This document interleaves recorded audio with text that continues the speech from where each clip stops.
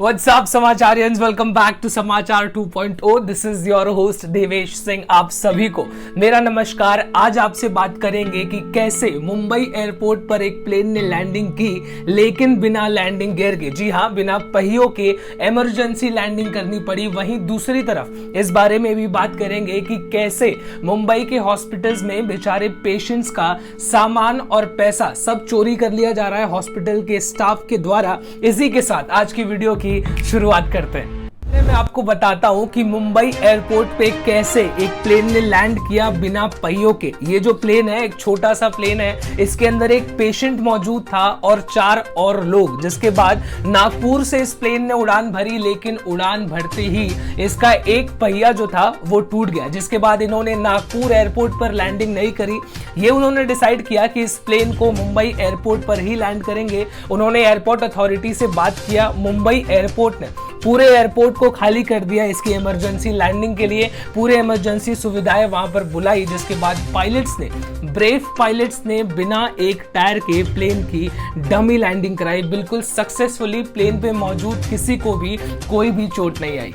मुंबई के हॉस्पिटल्स में जो मैं चोरी की बात कर रहा था उसके ऊपर बात करते हैं। मुंबई के गोरेगांव में एक हॉस्पिटल में एक 62 इयर्स के आदमी को एडमिट किया गया था कोविड की वजह से। 3 दिनों तक वो आदमी वहां पर एडमिट था। जब उसका डिस्चार्ज किया गया तो परिवार वालों को पता चला कि इनके पास से 2 फोन और 10,000 रुपए कैश हॉस्पिटल के स्टाफ ने चोरी कर लिया, जिसके बाद परिवार वालों ने पुलिस कंप्लेंट दर्ज कराई। मैं आपको बता दूं, गोरेगांव का ये एक नेस्को सेंटर था। पुलिस इस पूरे मामले पर अभी इन्वेस्टिगेशन कर रही है।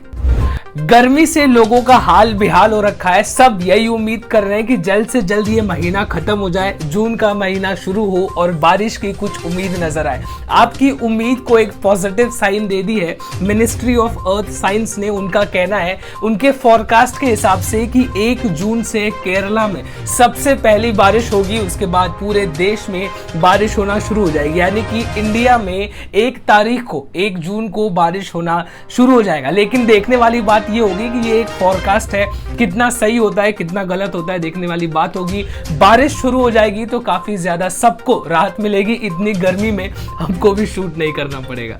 उत्तर प्रदेश में फिलहाल प्रधानी के इलेक्शंस चल रहे थे गांव में, और अभी 2-3 दिन पहले ही उसके रिजल्ट्स भी आए। लेकिन 2 गांव के 2 प्रधानों के लिए काफी बुरी खबर, क्योंकि इलेक्शन के रिजल्ट आते ही 1-2 दिन बाद उनकी कोविड की वजह से जान चली गई। मैं आपको बता दूं, एक 52 साल का आदमी जो गांव का प्रधान बना था, जिस दिन रिजल्ट आया उसी दिन कोविड की वजह से उनकी जान चली गई। और एक दूसरे प्रधान जो 45 इयर्स के थे, 45 साल के, रिजल्ट आने के 1 दिन बाद कोविड की वजह से उनकी भी जान चली गई।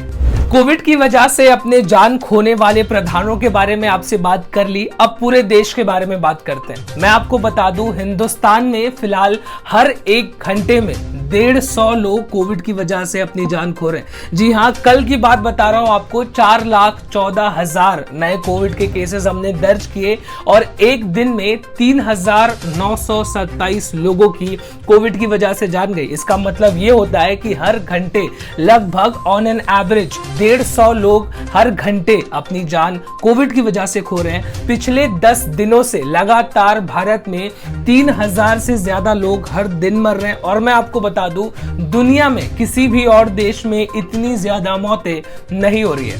सब कहते हैं कि केरला में लोग काफी ज्यादा एजुकेटेड होते हैं, वहां की लिटरेसी रेट काफी ज्यादा आगे है। लेकिन केरला ने इस बात को प्रूव कर दिया, जीता जागता एग्जाम्पल खड़ा कर दिया। केरला ने 0% वैक्सीन वेस्टेज किया है। केरला की सरकार का कहना है और लोगों का कहना है कि वहां पर लोग इतने ज्यादा एजुकेटेड हैं कि वो टाइम टू टाइम जाकर वैक्सीन परफेक्टली ले लेते हैं। उनका मेडिकल इंफ्रास्ट्रक्चर इतना बेहतर है, स्टाफ, डॉक्टर, नर्सेस इतना ज्यादा एफिशिएंटली काम करते हैं कि बिल्कुल भी वैक्सीन का वेस्टेज नहीं हुआ जाने देता है। यहां तक कि डेटा ये कहता है कि जितना उनको वैक्सीन के डोजेस मिले उससे ज्यादा वैक्सीन उन्होंने लोगों को लगा दी।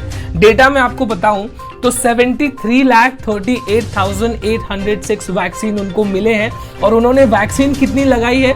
74,26,164, यानी कि 73 लाख वैक्सीन मिली है और उन्होंने 74 लाख लगा दिया।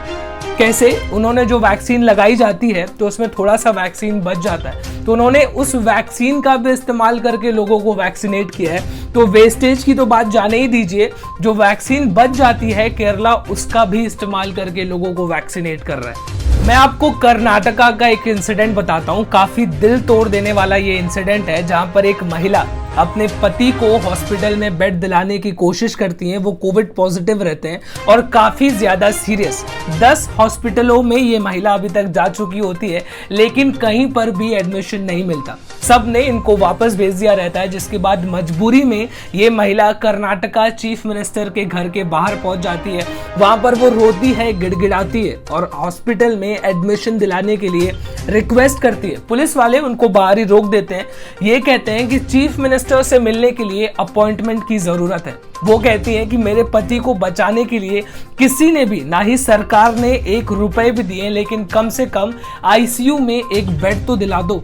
वो बिल्कुल भी नहीं मानते, अंदर नहीं जाने देते, लेकिन महिला वहीं पर डटी रहती है और वहां पर रिक्वेस्ट करती रहती है। हालांकि इसके बाद सीएमओ ने एक आईसीयू में बेड दिला दिया, लेकिन इनको हॉस्पिटल ले जाते दौरान एम्बुलेंस में ही रास्ते में इनकी जान चली जाती है।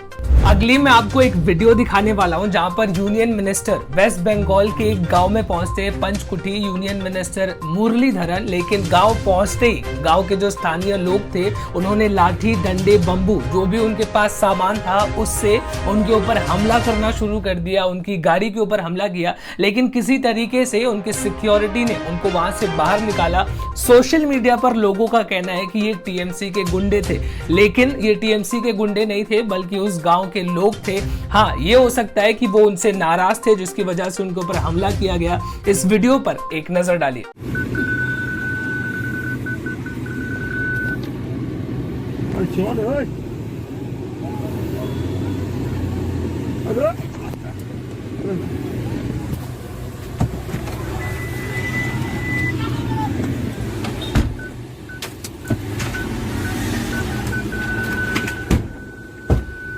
ताड़ाताड़ी घोड़ा चलो चलो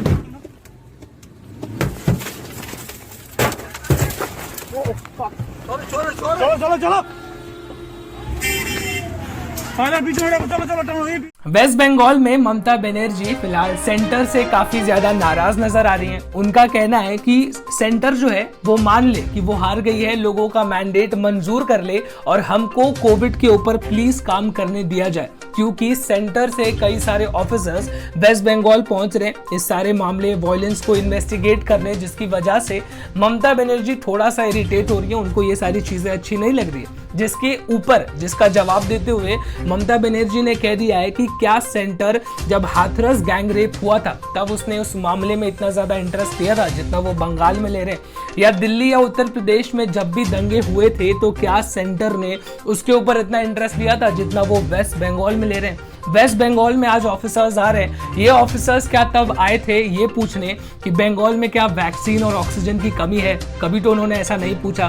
उनका ये सारा कहना है। हालांकि मैं दूसरी तरफ आपको बता दूं, ममता बनर्जी ने 16 लोगों के परिवार वालों को 2-2 लाख रुपए देने का अनाउंस किया है, क्योंकि उनकी जान गई थी उनके परिवार वालों की पोस्ट इलेक्शन वायलेंस पे। यानी कि ममता बनर्जी भी इस बात को एड्रेस करती हैं और इस बात को मानती हैं कि बंगाल में वायलेंस हुआ है, लेकिन ऑफिशियली नहीं बताती हैं। चलिए तब अब फाइनली आज की सबसे आखिरी और सबसे इंटरेस्टिंग खबर के बारे में बात करते हैं। अभी जो इलेक्शंस हुए थे जिसमें कई सारे लोग एमएलए चुनकर आए, मैं किसी पार्टी पर्टिकुलर पार्टी की बात नहीं कर रहा, ऑन एन एवरेज सबकी बात की जा रही है। बीजेपी, कांग्रेस, फिर उसके बाद टीएमसी, सबको मिलाकर एक रिसर्च की गई डेमोक्रेटिक एसोसिएशन के द्वारा, जिसमें यह पता चला है कि जितने भी नए एमएलए बने उनमें से 70% एमएलए के खिलाफ क्रिमिनल केसेस चल रहे हैं। मैं आपको बता दूं, इनमें से 27% एमएलए के खिलाफ सीरियस क्रिमिनल केसेस चल रहे हैं, जैसे कि मर्डर और रेप। एक और इंफॉर्मेशन है हमारे पास, जितने भी एमएलए हैं उनमें से 55% एमएलए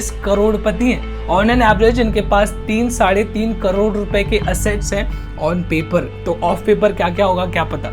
तो आप समझ सकते हैं इन सारी बातों से कि अगर आपको पॉलिटिशियन बनना है तो इसमें से कोई खूबी आपके पास होनी चाहिए। मतलब ऑन एन एवरेज एक आम आदमी कभी भी उठ के पॉलिटिशियन नहीं बन सकता जब तक वो केजरीवाल ना हो, लेकिन या तो फिर आपको एक सेलिब्रिटी बनना पड़ेगा, तो आपको कोई पॉलिटिकल पार्टी कल को आगे उठा लेगी और अपने साथ इलेक्शन लड़वा देगी। तो यही बात बतानी थी सबसे लास्ट आज। तो इसी के साथ आज की न्यूज़ अपडेट्स को यहीं पर रैप अप करते हैं। कल आपसे फिर से मुलाकात करेंगे। This is me Devesh Singh signing off. जय हिंद।